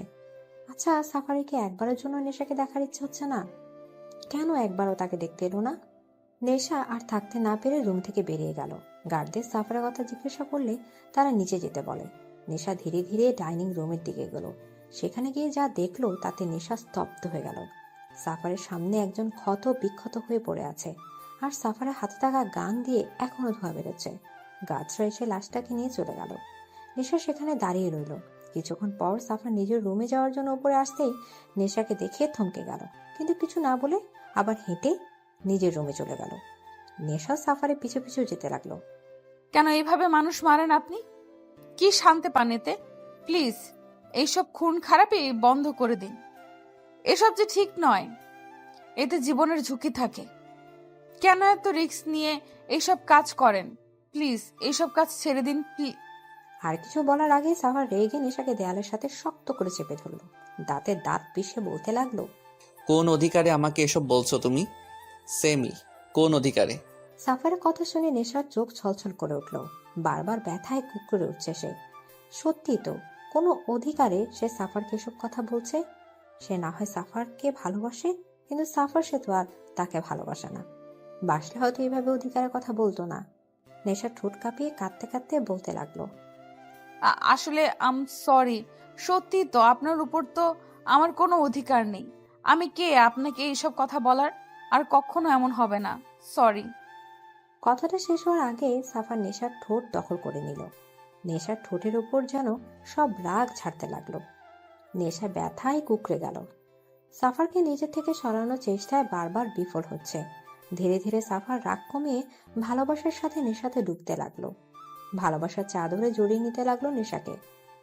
নেশাও যেন সাফার ভালোবাসার কাছে হেরে যাচ্ছে, ডুবে যাচ্ছে তার মাঝে। নেশা দু হাতে সাফারের বুকের শার্ট খামচে ধরল। সাফার নেশার ঠোঁট ছেড়ে গলায় নেমে এলো। ভালোবাসার স্পর্শে ভরে দিতে লাগলো নেশাকে। হঠাৎই নেশা সাফারকে ধাক্কা মেরে সরিয়ে দিল। আকর্ষক ঘটনায় সাফার দু কদম পিছিয়ে নিজেকে সামলে নিয়ে নেশার দিকে অগ্নি দৃষ্টি নিক্ষেপ করলো। নেশা কাঁদতে কাঁদতে নিজের রুমে চলে গেল। আলমারি থেকে ব্যাগ বের করে কাপড় প্যাক করতে লাগলো। সে আর এক মুহূর্ত এখানে থাকবে না। সে ভেবেছিল সাফার হয়তো তাকে ভালোবাসে, আর সেই জন্য সে তাকে এখানে আটকে রেখেছে। কিন্তু সে সম্পূর্ণ ভুল। যদি সাফার তাকে ভালোবাসতো তাহলে আজ এভাবে অধিকারের কথা বলতে পারতো না। সাফারের উপর যে তার কোনো অধিকার নেই তা খুব ভালো করে বুঝিয়ে দিল। সে একটা আশা নিয়ে এখানে ছিল যে হয়তো সাফার তাকে ভালোবাসে, কিন্তু আজ সেটাও প্রমাণ হয়ে গেল সাফার তাকে ভালোবাসে না। তাহলে সে এখানে কিসের জন্য থাকবে? এক মুহূর্ত সে এখানে থাকবে না, এখনই চলে যাবে। কিন্তু ও ব্যাগ গোছাচ্ছে কেন? ও কি শ্বশুর বাড়ি থেকে বাবের বাড়ি চলে যাচ্ছে যে ও ব্যাগ গোছানো শুরু করেছে? সে তো কিডন্যাপ হয়েছে, আর এখন সে এখান থেকে চলে যাচ্ছে। তা ব্যাগ গুছিয়ে কি করবে ও? ধুর, ব্যাগ বেডের উপর ছুঁড়ে ফেলে রুম থেকে বেরোনোর জন্য দরজা খুলতে যাবে। তার আগে সাফার রুমে এসে দরজা লাগিয়ে দিল, আর নেশাকে দরজার সাথেই শক্ত করে চেপে ধরল। কোথায় যাচ্ছ? দাঁতে দাঁত চেপে বলল সাফার। নেশা মুখ ঘুরিয়ে শক্ত মুখে বলল, আমি বাড়ি যাব। এখানে তোমাকে সুবিধে দিয়ে রেখেছি বলে ভেবো না যে যা খুশি তাই করতে পারবে। এখানে আমার ইচ্ছা ছাড়া তুমি এক পাও বাইরে বেরোতে পারবে না। আমি শুনতে চাই না। আমি বাড়ি যাব মানে যাব। আমি এখন এখানে থাকবো না। বললাম তো তুমি যেতে পারবে না, আমি যেতে দেব না। কেন কেন আমাকে আটকে রেখেছেন? বলবেন প্লিজ। আমি জানতে চাই আমাকে এখানে কেন আটকে রাখা হয়েছে। কি করেছি আমি? কেন আমি এখানে বন্দি হয়ে আছি? কিছুক্ষণ আগেও ভেবেছিল হয়তো আপনার মনে আমার জন্য একটু হলেও ফিলিংস আছে। সেই ফিলিংসটার লোভেই তো এখানে ছিলাম। আপনার প্রতি সফট কর্নার ছিল বলেই কিডন্যাপ হওয়ার পরেও এখানে কত সহজভাবে থেকেছি আমি। কিন্তু এখন সবটা ক্লিয়ার হয়ে গেল। আমার অনুভূতিটাই তুচ্ছ ছিল। আমার আপনার কোনো অনুভূতি নেই। আমি খামোখা এত দূর ভেবেছিলাম। আপনার ওপর আমার কোনো অধিকার নেই, তাই এখানে থাকারও কোনো মানে হয় না। এখন যদি মেরেও ফেলেন তাও আমি এখানে থাকবো না। আমি বাড়ি যাব, আর এক্ষুনি যাব। এদিকে নেশা কথা বলেই যাচ্ছে, আর সাফার এক দৃষ্টিতে নেশার দিকে তাকিয়ে আছে। নেশার কথাগুলো সাফারের বুকের বাঁ পাশে গিয়ে বিঁধেছে। সাফার কিছু না বলে নেশাকে তার বুকে জড়িয়ে নিল। নেশা স্তব্ধ হয়ে গেল। ইডিয়েট, এতদিনে এটাও বোঝোনি how much I love you. ভালোবাসি তোমাকে, বোঝো না তুমি? তোমার এত কাছে এসে তোমাকে বুঝিয়ে দিলাম আমার উপর তোমার অধিকার কি, তাও বুঝলে না ইডিয়েট। ভালোবাসি নেশা, খুব ভালোবাসি তোমাকে। সাফারের কথাগুলো নেশার নাক টেনে কাঁদতে লাগলো। নেশাকে কাঁদতে দেখে সাফার তাকে ছেড়ে দু হাতে বাহু ধরে বলল, কি হলো, কাঁদছো কেন? আপনি আমাকে ভালোবাসেন না, একদমই ভালোবাসেন না। বললাম তো ভালোবাসি। ভালোবাসলে আমাকে সবসময় এইভাবে ইডিয়েট বলতেন না। ইডিয়েটদের কেউ ভালোবাসে না, আপনিও ভালোবাসবেন না। বলে হাত দিয়ে নাক ঘষল নেশা। নেশার কথা শুনে সাফার বাঁকা হেসে তাকে আবার জড়িয়ে ধরল। তুমি ইডিয়েট, অনেক বড় ইডিয়েট, কিন্তু ইডিয়েট হলেও তুমি শুধুই আমার। আমি আমার এই ইডিয়েটকেই ভালোবাসি। আমার এই ইডিয়েটকে চাই, বুঝেছো? সাফারের কথা শুনে নেশা ফিক করে হেসে সোফার পেছন থেকে জড়িয়ে ধরল। সাফার আরো শক্ত করে নেশাকে জড়িয়ে ধরল। কতদিন ধরে এদিন অপেক্ষা ছিল সাফার। নেশাকে বুকে নেওয়ার লোভটা সেই প্রথম রাতেই হয়েছিল, যেদিন সে গাড়িতে তার বুকের মাঝে ঘুমিয়েছিল। সেই থেকে সাফার বারবার তার বুকে শুধু নেশাকে চেয়েছে। আজ তাকে নিজের বুকে পেয়ে যেন সাফারের বুকের শান্তি হিমেল বাতাস বয়ে গেল। কখনো সে নেশাকে তার থেকে দূরে যেতে দেবে না, কখনো না। এভাবে বুকে জড়িয়ে ধরে রাখবে। এদিকে পরদিন সাফার আর নেশা দুজনে একসাথে খুনসুটিতে কাটিয়ে দিল। নেশা আজ সাফারকে বাইরে যেতে দেয়নি। সারাদিন বকবক করে সাফারের কান পাকিয়ে ফেলেছে। মাঝে মাঝে সাফার ধমক দিয়ে তাকে থামিয়ে দিলেও তা শুধু ক্ষণিকের জন্যই, কিছুক্ষণ পর আবার শুরু হয়ে যায়। রাতে সাফার খাবার আনতে বাইরে যায়। খাবার নিয়ে রুমে আসতে সাফার থ হয়ে দাঁড়িয়েছে। নেশা একটা লাল ব্লাউজ আর পেটিকোট পরে সেই লাল শাড়িটা নিজের শরীরে শুধু প্যাঁচাচ্ছে। সাফারকে দেখে নেশা শাড়ি নিজের শরীর থেকে নিল। এই, আপনাকে কতবার বলেছি আমার রুমে নক করে আসবেন? নেশার কথা শুনে সাফারের রাগ মাথায় চড়ল। আমি আমার বাড়িতে কোথায় নক করে যাব কোথায় না তা তোমাকে বলতে হবে না। আর তুমি এখন শাড়ি পরছো কেন? বাইরে যাব তাই। বাইরে যাবে মানে? অত কথা বাদ দিন, আর আপনি বাইরে যান, আমি শাড়ি পরবো। সাফার কিছু না বলে হাত থেকে ট্রেটা টেবিলে রেখে নেশার দিকে এগিয়ে গেল। কি হলো, আপনাকে বাইরে যেতে বললাম আর আপনি এগিয়ে আসছেন কেন? নেশার ঠোঁটে আঙুল রেখে তাকে চুপ করিয়ে দিয়ে তার হাত থেকে আঁচল টেনে নিল। নেশা দু হাতে নিজেকে ঢাকার চেষ্টায় ব্যস্ত হয়ে পড়ল। সাফার সেদিকে কোনো খেয়াল না করে নেশাকে শাড়ি পরাতে লাগলো। শাড়ি পরানোর সময় অনেকবার সাফারের হাত নেশার শরীর ছুঁয়ে যাচ্ছে, যাতে নেশা বারবার কেঁপে উঠছে। সাফার কুচিয়ে করে নেশার কোমরে ঘুষে দিল। নেশার সাদা পিঠের মাঝখানে থাকা নাভিটা সাফারকে খুব বেশি টানছে। নিজেকে আটকে রাখতে না পেরে সাফার নেশার নাভির ওপর ঠোঁট বসালো। নেশার দম বন্ধ এলো। প্রায় অনেকক্ষণ পর সাফার নেশাকে শাড়িটা পরিয়ে দূরে গিয়ে নেশাকে দেখতে লাগলো। নেশার কোমরে হাত দিয়ে ছোট ছোট চোখে সাফারকে দেখতে লাগলো। সাফার নেশার এই দৃষ্টি দেখে বলল, কি হলো, এভাবে কি দেখছো? এদিকে নেশা সাফারের কথা শুনে তার দিকে তেড়ে গেল। এই, সত্যি করে বলুন, এর আগে কয়টা মেয়েকে আপনি শাড়ি পরিয়েছেন? মানে কি?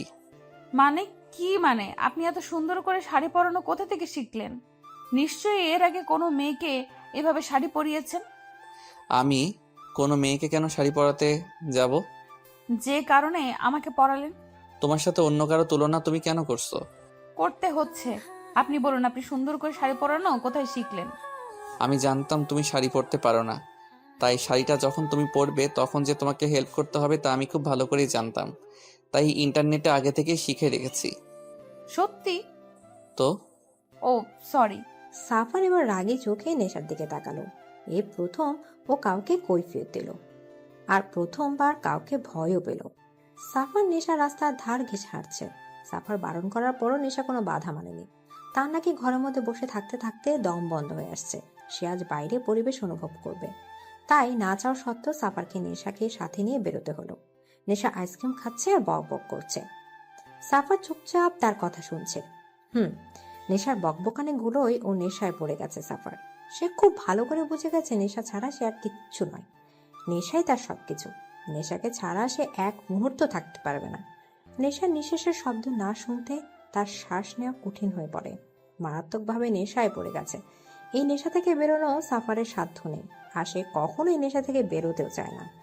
সাফার নেশার দিকে তাকিয়ে এসবই ভাবছিল, তখন কিছু গার্ড এসে তাদের দুজনকে ঘিরে ধরল। সাফার নেশা অবাক হয়ে সে গার্ডসের দিকে তাকিয়ে আছে। সাফার তাদের দেখে দাঁতে দাঁত চেপে এক হাতে শক্ত করে নেশার হাত ধরল, যেন ছেড়ে দিলে নেশা তার হাতে হারিয়ে যাবে। তখনই তাদের সামনে এসে দাঁড়ালো সম্রাট। সম্রাটকে দেখে নেশার চোখ জ্বলজ্বল করে উঠল। সাফারের থেকে হাত ছেড়ে দৌড়ে এসে সম্রাটের বুকে হুমড়ি খেয়ে পড়ল। পাপা, পাপা কেমন আছো তুমি? ভালো মা, তুই ভালো আছিস তো? তোর কোনো ক্ষতি হয়নি তো? নো পাপা, আমি ঠিক আছি, আমার কিচ্ছুটি হয়নি। সাফার ফ্যাল ফ্যাল চোখে নেশার দিকে তাকিয়ে আছে। তার মনে কেউ তার বুক থেকে কলেজে ছিঁড়ে নিয়ে চলে গেল।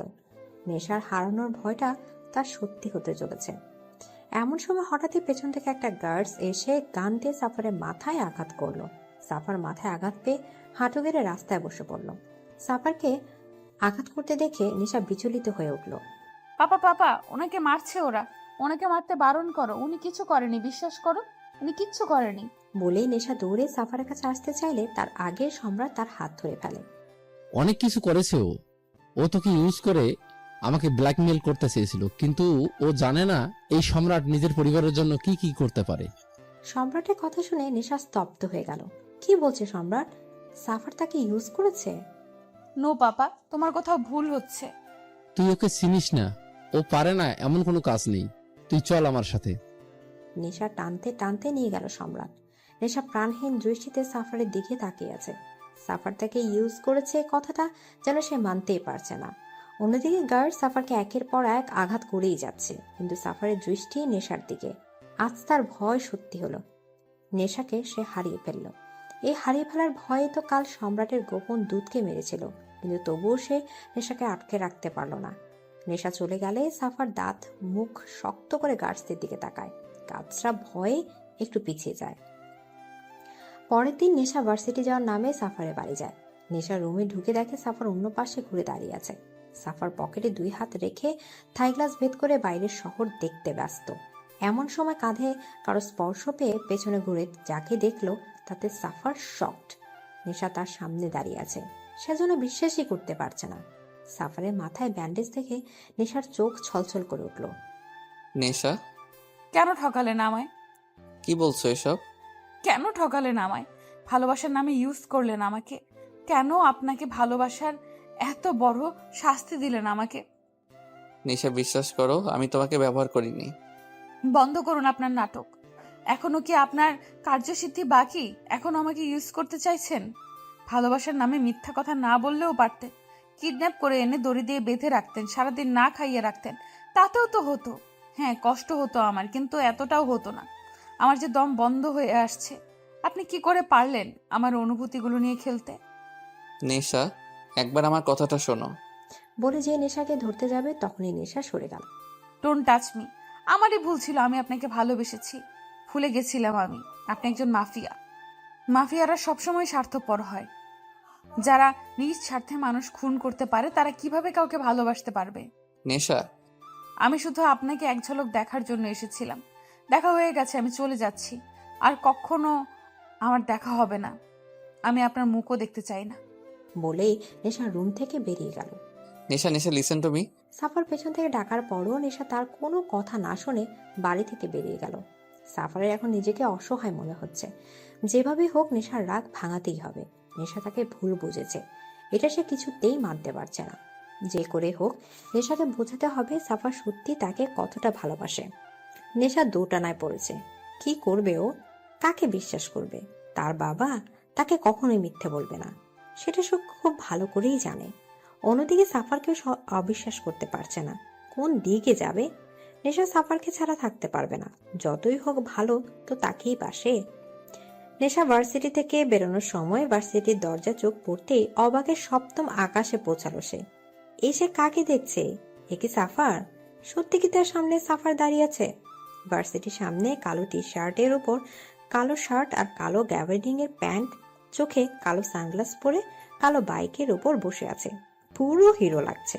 নেশাকে দেখে বাইক থেকে উঠে দাঁড়ালো। নেশা এভাবে সাফারকে দেখে কিছুক্ষণের জন্য থ মেরে গেলেও পরক্ষণে নিজেকে সামলে তার থেকে চোখ সরিয়ে সোজা হাঁটতে লাগলো। চারপাশ 4 জন গার্ড তাকে ঘিরে রেখেছে। ভার্সিটির বাইরে বেরোতে সাফা নেশার দিকে এগিয়ে এলো। সাথে সাথে নেশার গার্ডসরা সাফারের বাহু ধরে তাকে আটকালো। সাফারের গায়ে হাত দেওয়ার সাথে সাথে সাফার চোখ মুখ শক্ত করে তাদের দিকে তাকালো। কোথা থেকে কয়েকটা গার্ড এসে নেশার গার্ডদের ঘিরে ধরলো। তারা 4 জন আর সাফারের গার্ড 8 জন। কিভাবে পারবে তারা? নেশা তাদের এই অবস্থা দেখে সাফারের দিকে রাগেই লোক ছুড়ে দিয়ে গাড়িতে বসতে গেলে সাফার নেশা হাতে হ্যাচকে টান মেরে তাকে গাড়ির সাথে চেপে ধরলো। কি করছেন কি? ছাড়ো না আমাকে। না, ছাড়বো না, তোমাকে আমার কথা শুনতে হবে। আপনার কোনো কথাই শুনবো না আমি, ছাড়ো না আমাকে। Shut up and listen to me idiot. I love you. I love you for ever and ever. কেন বুঝছো না? আমি তোমাকে ইউজ করিনি, ভালোবাসি তোমাকে। সেই প্রথম দিন থেকে তোমাকে ভালোবাসি। তোমার অভ্যাস হয়ে গেছে আমার তোমার উপর বিরক্ত না হলে যে আমার ভালো লাগে না, তোমার বকবক না শুনলে যে আমার ভালো লাগে না নেশা। তোমাকে যদি আমার ব্যবহার করার হতো তাহলে অনেক দিন আগে সেটা করতাম। যখন জেনেছিলাম তুমি সম্রাট খানের মেয়ে, তখন আমি তোমাকে ইগনোর করতে শুরু করেছিলাম। তোমার থেকে দূরে যেতে চেয়েছিলাম, কিন্তু পারিনি। তোমার থেকে দূরে থাকতে পারিনি। আমি জানি তোমার বাবা কখনোই আমাদের মেনে নেবে না, তাই আমি তোমায় আমার কাছে নিয়ে গিয়েছিলাম। তোমার বাবাকে ব্ল্যাকমেল করার জন্য নয়। যদি এরকমটাই হতো তাহলে আমি নিশ্চয়ই ওনার দুর্বলতার সুযোগ নিতাম, কিন্তু আমি তা করিনি। আমি পিছু সরে এসেছি শুধু তোমার জন্য, তোমাকে ভালোবাসি বলে।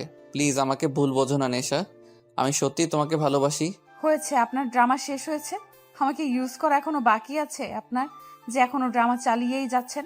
দেখুন, যদি আপনার সেরকম কোনো ইন্টেনশন থাকে তো আমাকে আপনি সোজাসুজি বলে দিচ্ছি, আমি আর আপনার এই ফাঁদে পা দিচ্ছি না। আমি অতটাও বোকা নই যে আবার আপনার কথায় চলে আসবো আমি। ছাড়ুন আমাকে। এদিকে বলে ঝটকা মেরে নিজেকে ছাড়িয়ে দিয়ে গাড়িতে বসলো নেশা। আমার গার্ডদের যেতে দিন নেশা আমার কথা। প্লিজ, আমি কোনো কথা শুনতে চাই না। এবার সাফারের রাগে মাথা ফেটে যাচ্ছে। রাগের মাথায় পা দিয়ে কারে এক এক লাথি মারা শুরু করলো। নেশা প্রত্যেকটা লাথিতে ভয় কেঁপে উঠছে। গাছদের ছেড়ে দিলে নেশার গাড়ি চলে যায়, কিন্তু সাফারের রাগ তো কিছুতেই কমছে না। কিছু শেষ করে দেওয়ার ইচ্ছা করছে। রাতে সাফার নিজের রুমে বসে ড্রিঙ্কস করছে। ওই মেয়ের সাহস হলো কি করে আমাকে ইগনোর করার? আমাকে সাফারকে ইগনোর করলো ও। আমাকে বলছে আমি ড্রামা করছি। How dare she! কি যোগ্যতা আছে ওর এই সাফারের ভালোবাসা পাওয়ার? ওর থেকেও হাজারটা ভালো মেয়ে আমার পেছনে ঘুরে। ও ইজ শি?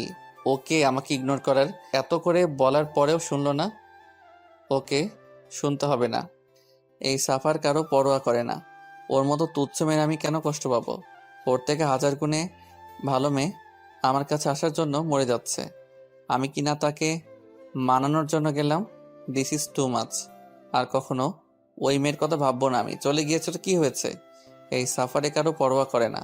আর কখনো যাব না ওর কাছে, কখনো। ইডিয়েট একটা।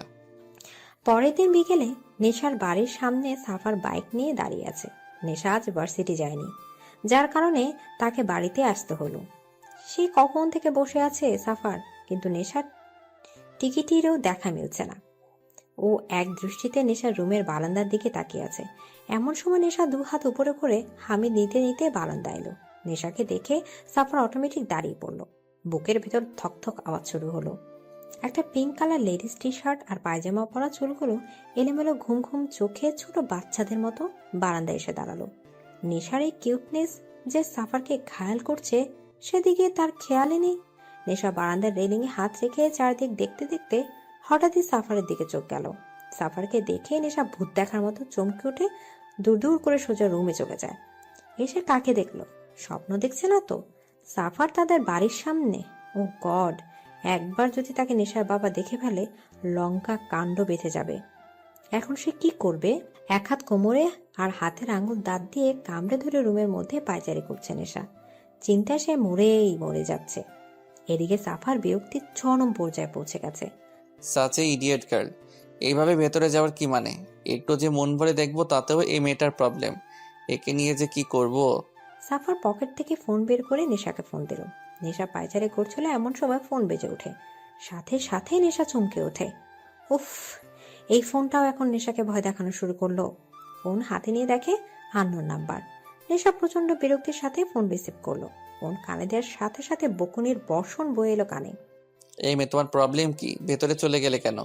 ইডিয়েট মেয়ে একটা, ভেতরে চলে গিয়ে কি বোঝাতে চাইছো? যে তুমি খুব ইন্টেলিজেন্ট আর আমি অ্যাজ এ ফুল এখানে দাঁড়িয়ে আছি তোমাকে দেখার জন্য? চুপচাপ কোনো কথা না বলে এক্ষুনি বারান্দায় এসো। নেশা বকুনিকে কোনো কথা না বলে বাধ্য মেয়ের মতো বারান্দায় চলে গেল। এখন চুপচাপ ওখানে দাঁড়িয়ে থাকো। নেশা বোকার মতো দাঁড়িয়ে রইল, আর সাফার তার নেশাকে মন ভরে দেখতে লাগলো। এই পিচ্চিটা কি না এখন তার নেশা? ভাবা যায় যে সাফার কখনো কারোর তোয়াক্কা করতো না, আর সেই কিনা এই একটা পিচ্চির জন্য এখানে দাঁড়িয়ে আছে। এটা নিশ্চিত একটা হাস্যকর ব্যাপার, কিন্তু সাফারের কাছে এই ব্যাপারটা কেন জানি ভালোই লাগছে। ভালোবাসার একটা নতুন এক্সপেরিয়েন্স। এতদিন তো চিনিয়ে নিতে জানতো, কিন্তু এখন ভালোবাসতে জানে, আর নেশাই তাকে সেটা শিখিয়েছে। নেশা উপর থেকে সাফারকে দেখছে। কতটা ভালোবাসলে একটা মানুষ নিজের পার্সোনালিটি পাল্টে ফেলতে পারে। ফর্মাল থেকে একেবারে নর্মাল হয়ে গেছে। নেশা জানে সাফার তাকে কতটা ভালোবাসে। সাফারের কালকের বলা কথাগুলো যে পুরোটা সত্যি সেটা নেশা খুব ভালো করেই জানে, তবুও একটু ভাব নিতেই হয়। ভাবা সাফারের মতো একজন যখন তার মতো একটা সাধারণ মেয়েকে ভালোবাসতে, তখন একটু তো ভাব নিতেই হয়, না হলে নিজের স্পেশালিটিটা বোঝা যায় না। নেশা এসব ভাবতে ভাবতে পাশে তাকাতেই দেখে সম্রাটের গাড়ি আসছে। নেশা চোখ বড় বড় করে সাফারের দিকে তাকায়, বারবার ইশারা তাকে চলে যেতে বলছে, কিন্তু সাফারের যেন সেদিকে কোনো খেয়ালই নেই। সে নেশাকে দেখতেই ব্যস্ত। আর থাকতে পেরে নেশা সুযোগ বুঝে রুমে ঢুকে পড়ল। এবার সাফারের ধ্যান ভাঙল, আবার চলে গেল। সাফার সোজা হয়ে দাঁড়াতেই দেখে তার সম্রাট দুহাত পকেটের দিকে দাঁড়ানো। তাকে দেখে সাফার তার সামনে মুখোমুখি দাঁড়ায়। সম্রাট দাঁতে দাঁত চেপে বলল, এখানে কি করছো? আপনার মেয়েকে দেখতে এসেছি। ভুলে যাও তার কথা। ও আমার মেয়ে, আর আমি বেঁচে থাকতে আমার এত বড় সর্বনাশ আমি কখনোই হতে দেব না। ভালোবাসাটাকে সর্বনাশের পদবি কেন দিচ্ছেন? আমি নেশাকে ভালোবাসি। আপনি একদিন আমার থেকে আমার বাবাকে কেড়ে নিয়েছিলেন। সেদিন কিছু করতে পারিনি, কারণ আমি ছোট ছিলাম। এখন আর ছোট নই। এখন আর আপনি নেশাকে আমার থেকে কেড়ে নিতে পারবেন না। সেটা তো সময়ই বলে দেবে। নেশাকে আমি ভালোবাসি, তার জন্য আমি আপনার সাথে আমার লড়াইয়ে আমি পিছু সরে এসেছি। কিন্তু এইবার আর নয়। নেশাকে ভাবার লড়াইয়ে আমি পিছনে আসছি না। নেশা শুধু আমার। I love her and she also love me. নিজের মেয়েকে কি করে দমিয়ে রাখবেন? সম্রাট কিছু না বলে সাফারের দিকে এক দৃষ্টিতে তাকিয়ে রইল। বেশ কিছুক্ষণ পর বলল, চলে যাও এখান থেকে। নেশাকে না নিয়ে ফিরছি না। ওকে, অল দ্য বেস্ট। এদিকে বলেই সম্রাট সাফারের পাশ কাটিয়ে বাড়ির ভেতর ঢুকে পড়ল। সবাই ডাইনিং টেবিলে বসে আছে। কুয়াশা নেশাকে খাইয়ে দিচ্ছে, আর নেশা চুপচাপ খাচ্ছে। তার গলা দিয়ে খাবার নামছে না। বাইরে সাফার না খেয়ে দাঁড়িয়ে আছে এক পলক তাকে দেখার জন্য, আর সেখানে বসে বসে গিলছে। কিছু বলতেও পারছে না তার বাবার জন্য। সে জানে এখন যদি সে না খায় তো তার বাবাও খাবে না, আর তার বাবা না খেলে তার মাও খাবে না। তাই চুপচাপ গিলতে হচ্ছে তাকে।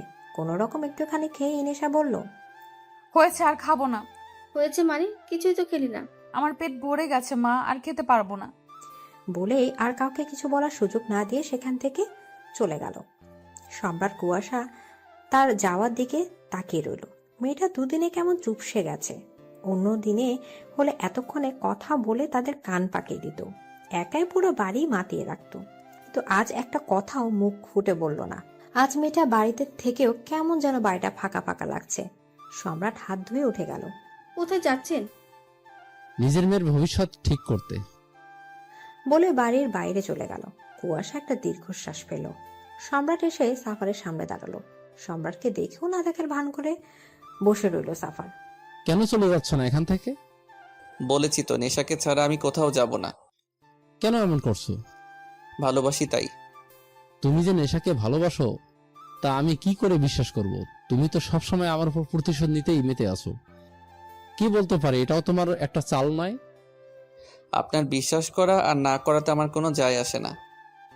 প্রমাণ করতে পারবে তুমি আমার মেয়েকে সত্যিই ভালোবাসো? প্রয়োজন বোধ করি না। তাহলে নেশাকে ভুলে যাও। ইম্পসিবল। চেষ্টা করলে সবই পসিবল।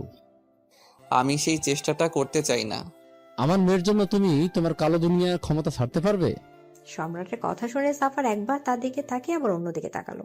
সম্রাট নিজের পকেট থেকে একটা কার্ড বের করে সাফারের দিকে এগিয়ে দিয়ে বলল, সময় হলে আমার অফিসে চলে এসো। তার প্রয়োজন হবে না। তাহলে নেশাকে ভোলার প্রয়োজন পড়তে পারে। বলে বাইকের উপর কার্ডটা রেখে চলে আসার জন্য পেছনে ঘুরতে সাফার বলে উঠল, বারবার নেশাকে ভোলার ভয় দেখাচ্ছেন আমাকে। প্রয়োজন পড়ে তাই। বলেই হেলতে দুলতে ওখান থেকে চলে গেল।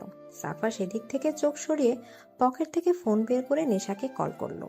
নেশা পড়ার টেবিলে বসেছিল, তবে পরদিন না সাফারের কথাই ভাবছিল। কিছুক্ষণ আগেই বারান্দায় গিয়েছিল, কিন্তু সম্রাটকে দেখে চলে এসেছে। ফোন বাজতেই নেশা ফোন হাতে দেখে সাফার ফোন দিয়েছে। তুলবে কি তুলবে না করতে করতে তুলে ফেললো। এই মেয়ে আজ কি বারান্দায় না আসার পণ করে রেখেছো নাকি? যাব না আমি বারান্দায়, কেন? কারণ আপনি বাইরে দাঁড়িয়ে আছেন। আমি আছি তো কি হয়েছে? আমি আর কখনো আপনার সামনে যাব না। কেন? তোমার জন্য আমি এত কষ্ট করে এইসব নর্মাল ড্রেস পরে কার ছেড়ে বাইক নিয়ে এতক্ষণ ধরে রাস্তায় দাঁড়িয়ে আছি, আর তুমি বলছো তুমি আমার সামনে আসবে না? আসল নাই তো, যে কেউ আমার স্বপ্নের রাজকুমার সেজে এলেই আর সে আমার স্বপ্নের রাজকুমার হয়ে যাবে না। তোমার রাজকুমার হওয়ার ইচ্ছেও আমার নেই। আমি সাফারি, ওকে? আর তোমার জন্য বাইক নিয়ে শুধু এই সাফারি আসবে, অন্য কেউ আসার আগেই আমি তাকে শেষ করে ফেলবো। আর তুমিও অন্য কাউকে এক্সপেক্ট করো না। এখন চুপচাপ বারান্দায় এসো। যাব না। তুমি আসবে নাকি আমি যাব? কোথায়? তোমার রুমে। কিভাবে আসিবেন? তুমি খুব ভালো করেই জানো এই সাফার কি করতে পারে। তুমি বাইরে আসবে নাকি আমি ভেতরে যাব? তার কোনো প্রয়োজন হবে না, আমি আসছি। নেশা বাধ্য মেয়ের মতো বারান্দায় এসে দাঁড়ালো। এই লোকের কোনো গ্যারান্টি নেই, বলার সাথে সাথে রুমে চলে আসতে পারে, কিন্তু নেশা একদমই এই রিস্ক নিতে চায় না। নেশা, তোমার আজ খুব সুন্দর লাগছে।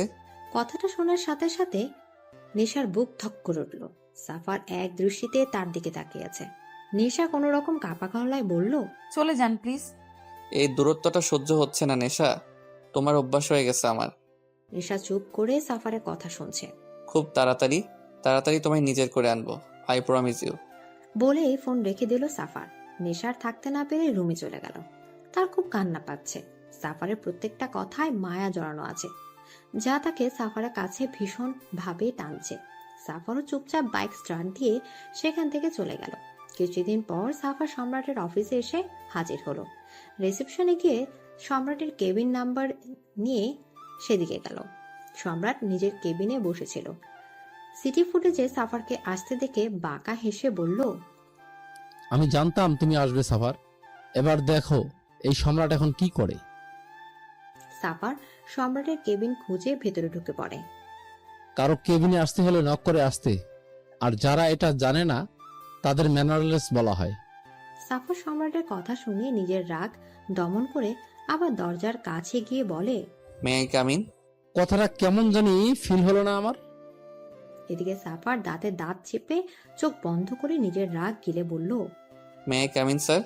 Yes come. এদিকে সাফার কেবিনে ঢুকে বসতে যাবে, তখনই সম্রাট বলে উঠল। আমি বসার অনুমতি দেইনি। সাফার এবার না বসে দাঁড়িয়ে রইল।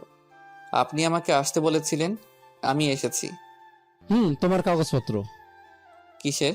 তোমার শিক্ষাগত যোগ্যতা কি সেটা তো আমাকে জানতে হবে, না হলে আমি তোমাকে কিভাবে কাজে রাখি বলো। কোনো কাগজপত্রের প্রয়োজন নেই, ইচ্ছে মতো একটা কাগজ দিলেই হবে, তবে সেটা আমার লেভেলের হওয়া চাই। Are you sure? সাফার কিছু বলল না। ওকে, আমি দেখছি তোমাকে কি কাজ দেওয়া যায়। সম্রাট নিজের টেবিলে থাকা ঘন্টাটা বাজালো। কিছুক্ষণ পর এরই মধ্যে একজন পিয়ন এসে বলল, আসতে পারে স্যার? Yes come in. জি স্যার, ডেকেছিলেন? একে নিজের সাথে নিয়ে যাও, ও এখন থেকে তোমাদের ওয়ার্ডে কাজ করবে। আর হ্যাঁ, ওকে একটা ড্রেসও দিয়ে দিও। হোয়াট, কি বলছেন এসব? আমি ওদের ওয়ার্ডে কাজ করব মানে? হ্যাঁ, আমার মতে তোমার শিক্ষাগত যোগ্যতা অনুযায়ী তোমাকে কাজ দিচ্ছি, অ্যান্ড একদম তোমার লেভেলের। সাফার রেগে দুহাত টেবিল রেখে বলল, what do you mean me Samrat? I mean to say, আজ থেকে তুমি একজন পিয়ন। অনেকদিন ধরে সাফার সম্রাটের অফিসে পিয়নের কাজ করে।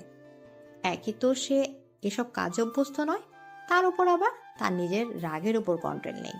তাই যখন তার কিছু কাজে ভুল হয় আর কেউ তাকে সেটার জন্য কথা শোনায়, সেদিন এই লোকের দিন খুব খারাপ হয়। কারণ সাফার হয় তার নাক ফাটায়, না হয় তার মাথা ফাটায়। কি আর করা, একজন মাফিয়া যখন ভালো মানুষের জগতে, তখন এমনটা হওয়া স্বাভাবিক। সম্রাট সাফারের এসব ব্যবহারে তার সামনে স্ট্রিক্ট থাকলেও নিজের কেবিনে এসে একা ঠিকই হেসে কুপকাত হয়।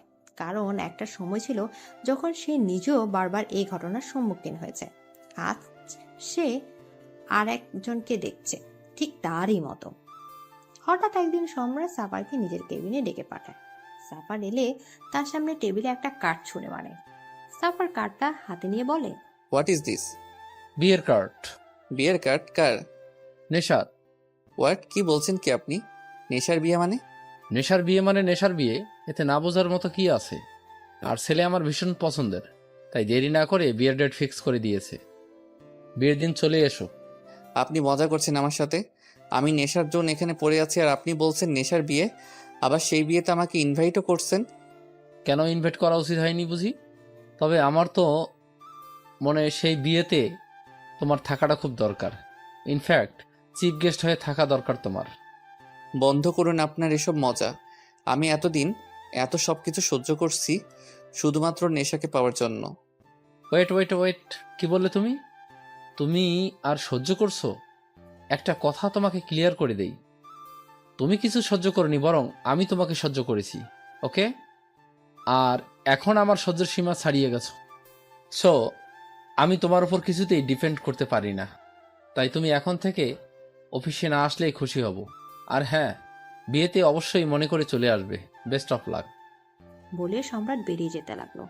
আর সাফার পেছন থেকে চেঁচিয়ে বলল, আপনি যাই করুন না কেন, নেশা শুধু আমার, আর আমি তাকে অন্য কারো হতে দেব না। এর জন্য আমার যা করা উচিত আমি তাই করব।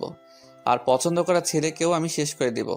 কেউ নেশার দিকে চোখ তুলে তাকানোর সাহসও পাবে না। She is only mine, got it? সম্রাট সাফারের কথা শুনে একটু থেমে বাঁকা হেসে ওখান থেকে চলে গেল। সাফারের রাগে মাথা ফেটে যাচ্ছে, সবকিছু শেষ করে দেওয়ার ইচ্ছা হচ্ছে। হাতে থাকা কার্ডটা ছেঁড়ার প্রস্তুতি নিতেই মনে হলো আগে দেখে তো নিক যে কোন ইডিয়েট তার কাছে তার নেশাকে কাটতে চাইছে। সাফার খাম থেকে কার্ড বের করে মাথা ঘুরতে লাগলো।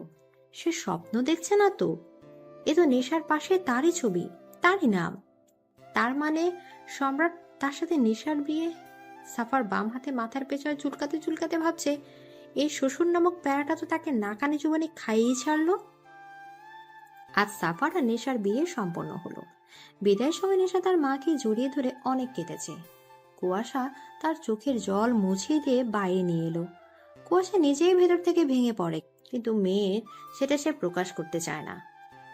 নেশা গিয়ে তার বাবাকে জড়িয়ে ধরলো। সম্রাট এক হাতে তার মেয়েকে জড়িয়ে ধরে সাফারকে উদ্দেশ্য করে বলল, মনে করো না আমাদের লড়াই এখানেই শেষ। এখন তো শুধু শুরু। এই লড়াই সারা জীবন চলবে আমাদের মাঝে। তার কথা শুনে কুয়াশা নেশা দুজনে অবাক হয়ে তাদের দিকে তাকালো। সাফার শান্ত দৃষ্টিতে সম্রাটের দিকে তাকিয়ে রইল। সে জানে সম্রাট কোনো লড়াইয়ের কথা বলছে। যখন আপনার মেয়েকে পাওয়ার লড়াইয়ে আমি জিতেছি, তাকে ভালোবাসার লড়াইয়েও আমি জিতব। All the best my son in law. Thanks. এই কথাটা কেমন জানি ফিল হলো না আমার। থ্যাঙ্কস বাবা। সম্রাট সাফারকেও জড়িয়ে ধরল। আজ সম্রাটের চোখের কোণে জল জমেছে, সেটুকু সবার আড়ালে মুছে নিয়ে নেশাকে গাড়িতে উঠিয়ে দিল। সাফারও উঠে বসলো। গাড়ি তার আপন মনে চলতে লাগলো। সম্রাট কুয়াশা দাঁড়িয়ে তার মেয়ের যাওয়া দেখতে লাগলো। আসলে সময় কত তাড়াতাড়ি বয়, তাই না? আমাদের সেই ছোট্ট নেশাটাকে আজ আমরা বিদায় দিয়ে দিলাম। ও সুখে থাকবে তো? বলে কুয়াশা নিজের চোখের জল মুছল। সম্রাট এক হাতে কুয়াশাকে জড়িয়ে ধরে বলল, আমি সাফারের চোখে সেই ভালোবাসাটা যা এক সময় তোমার জন্য আমার মনে ছিল। আমি আমার মেয়ের জন্য কখনো ভুল সিদ্ধান্ত নিতে পারি না। আমি নিশ্চিত সাফার তাকে নিশ্চয়ই সুখে রাখবে, হয়তো আমাদের থেকেও বেশি। এদিকে সাফার নেশাকে কোলে নিয়ে রুমে ঢুকলো। গাড়িতে কাঁদতে কাঁদতে প্রায় ক্লান্ত হয়ে গেছে মেয়েটা।